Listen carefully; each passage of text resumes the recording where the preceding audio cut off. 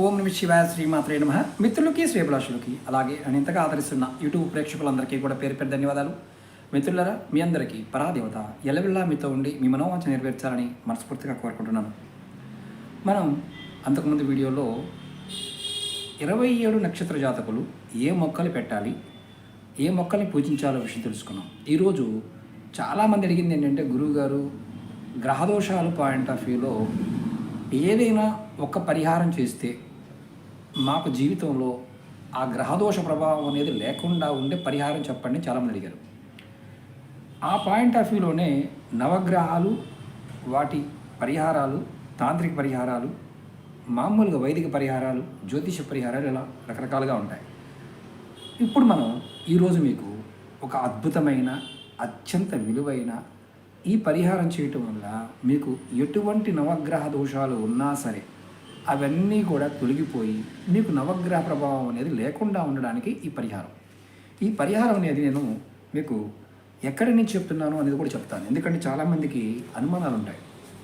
నేను చెప్పే వీడియోలో 80% లాల్ కితాబ్కి సంబంధించిన పరిహారాలే ఉంటాయి. ఈ ఉపాయం దత్తాత్రేయ తంత్రం. ఈ ఉపాయం దత్తాత్రేయ తంత్రంలో ఉంది. దీన్ని ఎవరైనా సరే, ఒకవేళ నేను ఈ చెప్పబోయే ఉపాయాన్ని మీరు అంతకుముందు వీడియోలో చూసినా, దీని గురించి మీకు తెలిసి ఉన్నా ఖచ్చితంగా కామెంట్ చేయండి. నెక్స్ట్ వీడియోలో మీకు ఒక్కొక్క గ్రహము, వాటి యొక్క లక్షణాలు, వాటి నుంచి ఎలా బయటపడాలి, దశ విదశ అంతర్దశల్లో ఉండే వాటి నుంచి ప్రభావాలు ఎలా ఉంటాయి, వాటి నుంచి బయటపడడానికి తాంత్రిక పరిహారాలు కూడా వీడియోలో చెప్తాను. ముందుగా ఈ ఉపాయం ఎందుకు చెప్తున్నానంటే, నవగ్రహ దోష నివారణ కోసం ఇది ఒక తాంత్రికమైన ఉపాయం. ఇది ఆడవారైనా మగవారైనా చేయవచ్చు. ఇది ఎలా చేయాలో చెప్తాను, అలాగే చేయండి. అలాగే మీకు ఈ వీడియో నచ్చినట్లయితే లైక్ చేయండి, ఛానల్ని సబ్స్క్రైబ్ చేసుకోండి, పక్కనే గంట సింబల్ ఉంటుంది, దాన్ని యాక్టివేట్ చేసుకొని 10 మంది మిత్రులకి షేర్ చేయండి.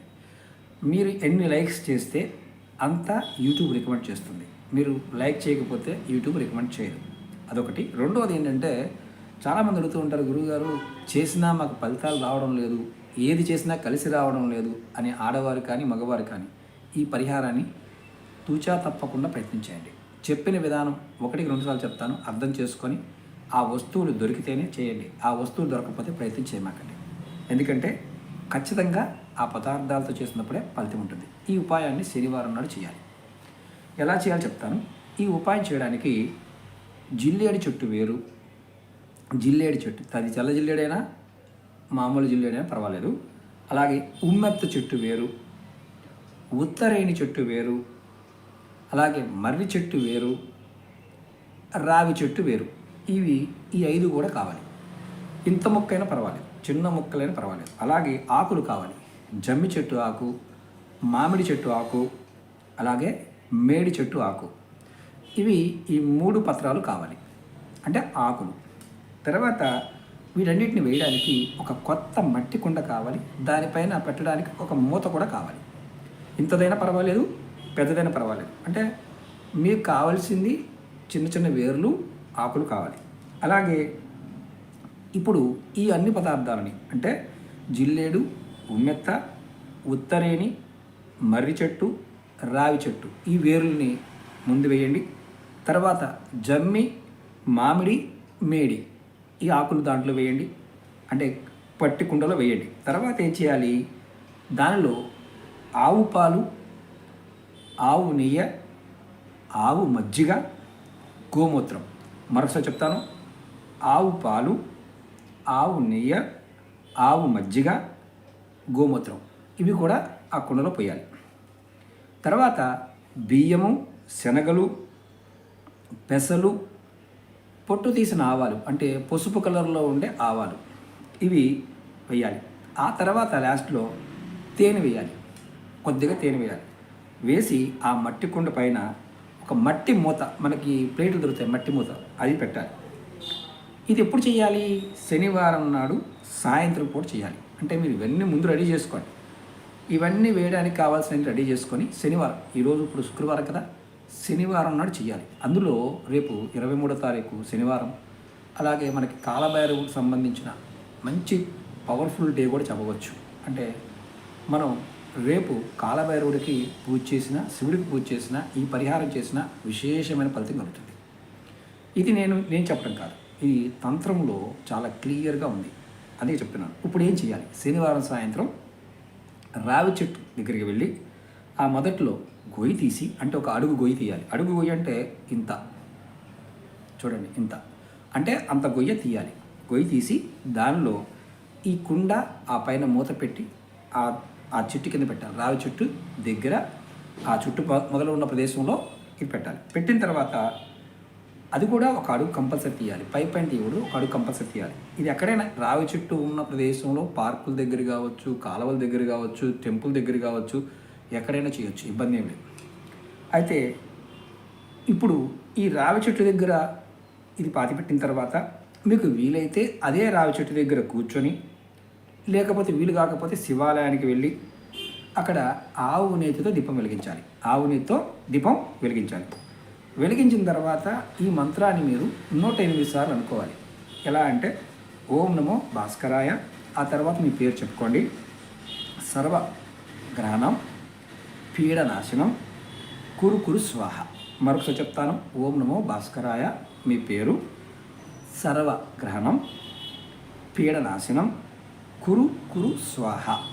ఈ మంత్రాన్ని 108 సార్లు అనుకోవాలి ఆవు నేతితో దీపం వెలిగించిన తర్వాత.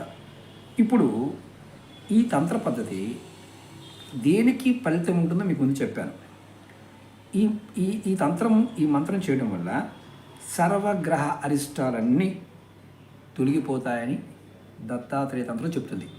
అలాగే మీకు జాతకంలో దశల్లోనూ విదశల్లోనూ అంతర్దశల్లో ఏ గ్రహమైనా బాగోలేదు, ఏ గ్రహం బాగోపోయినా ఈ పరిహారం చేయవచ్చు. అలాగే ఇది శనివారం సాయంత్రం మాత్రమే చేయాలి. ఎవరైతే ఇంట్లో గ్రహ బాధతో బాధపడుతున్నారో ఆ వ్యక్తి ఇంట్లోనే ఈ క్రియ చేయాలి. అంటే గురువుగారు నేను ఇది బయట చేస్తానండి, మా ఇంట్లో వాళ్ళకి తెలియకుండా చేస్తాను, కుదరదు. మీ ఇంట్లో ఈ క్రియ చేసి తర్వాత దీన్ని తీసుకువెళ్ళి రావి చెట్టు మొదలు పెట్టాలి. ఇంటి దగ్గరే ఇవన్నీ వేసి ఆ ఇంటి దగ్గర నుండి ఆ కుండ తీసుకుని వెళ్ళాలి అని అర్థం. బాగా గుర్తుంచుకోండి.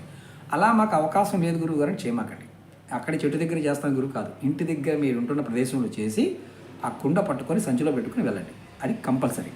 అయితే ఇక్కడ ఇది చేయటం వల్ల సమస్త గ్రహాలు ఉపశమనం పొందుతాయి. అంటే మీ మీద క్రూర దృష్టి తగ్గిపోతుంది, శాంతిస్తారు. ఇది చేయటం వల్ల ఎవరైతే నాకు మహా దరిద్రం పట్టుకుందని బాధపడుతూ ఉంటాడో అది కూడా తొలగిపోతుంది. ఈ తంత్రక్రియ చేసిన వ్యక్తికి జీవితాంతం గ్రహాలు బాధలు ఉండవు. అంటే ఒక్క షాట్కి 100 పిట్టలు అన్నట్టు ఒకే ఒక్క పరిహారం గ్రహ దోషాలకు సంబంధించి అద్భుతంగా పనిచేస్తుంది అని అర్థం. ఇది మీకు నేను చెప్పడం గల కారణం ఏంటంటే చాలామంది జాతకం చెప్పించుకున్న వారు గురువుగారు మా గ్రహస్థితి బాగోలేదు, పరిహారాలు చేస్తున్నాం కలిసి రావడం లేదనేవారు ఖచ్చితంగా ఈ పరిహారాన్ని ప్రయత్నించండి. మీకు నెక్స్ట్ వీడియోలో నవగ్రహాలు దశల్లోనూ అంతర్దశల్లోనూ అలాగే వాటికి ఉన్న స్థితిగతులు తాంత్రిక పరిహారాలు మొత్తం 1 by 1 చెప్పుకుంటూ వస్తాను. కొంచెం లెంతీ వీడియోలు ఉంటాయి. మీరు ఎవరైతే సొంతగా అంటే మీరు డబ్బు ఖర్చు పెట్టలేని వారు, ఉంగరాలు ధరించలేని వాళ్ళు, అలాగే పూజలు చేయించుకోలేని వారు, ఖర్చు పెట్టలేని వారు ఖచ్చితంగా నేను చెప్పబోయే ఈ పరిహారాలని పాటించి మీరు సమస్యల నుంచి బయటపడవచ్చు. అలాగే దీపారాధన గురించి కూడా చెప్పాను. అంటే దీపారాధన చేయటం వల్ల కూడా చాలా సమస్యలు అంటే మనకున్న సమస్యలు ఆర్థికంగాను, మానసికంగాను, శారీరకంగాను ఎటువంటి సమస్యలైనా సరే తొలగిపోయి అష్టైశ్వర్యాలు, భోగభాగ్యాలు కలిగే ఉపాయం కూడా చెప్పాను. అది కూడా మన ప్లేలిస్ట్లో లింక్ ఉంది. అన్ని వీడియోలు చాలా వీడియోలు చెప్పాను. దాంట్లో మీరు జన్మ జాతక ప్రకారం అంటే ఏ నక్షత్ర జాతకులు, ఏ తిథిలో పుట్టినవారు, ఏ రోజు పుట్టినవారు, ఎలాంటి దీపారాధన చేయాలో కూడా దాంట్లో చాలా క్లియర్గా చెప్పాను. ప్రయత్నపూర్వకంగా మీరు అంటే మీరు ఎవరైనా సరే ప్రయత్నం చేసినట్లయితే ఆడవారు మగవారు ఫలితం ఉంటుంది. ఇప్పుడు ఇది ఇంట్లో నెలసరి ఉన్నప్పుడు చేయకూడదు అనేది మాత్రం క్లియర్, అది గుర్తుంచుకోండి. ఇంట్లో నెలసరి ఉన్నప్పుడు ఈ పరిహారం చేయమాకండి. అలాగే ఎవరన్నా మరణించి ఉన్నా అంటే పెద్ద కర్మ అవ్వకుండా ఉన్నా చేయకండి. పెద్ద కర్మ అయిపోయిన తర్వాత నిర్భయంగా చేసుకోండి. పీరియడ్స్ ఉన్నప్పుడు ఇంట్లో క్రియ చేస్తారు కాబట్టి చేయమాకండి. పీరియడ్స్ అయిపోయిన తర్వాత ఏ శనివారం నాడైనా ఎప్పుడైనా ఆడవారైనా మగవారైనా చేయొచ్చు. మట్టి తవ్వే దగ్గర ఎవరైనా తవ్వచ్చు, ఇబ్బంది లేదు.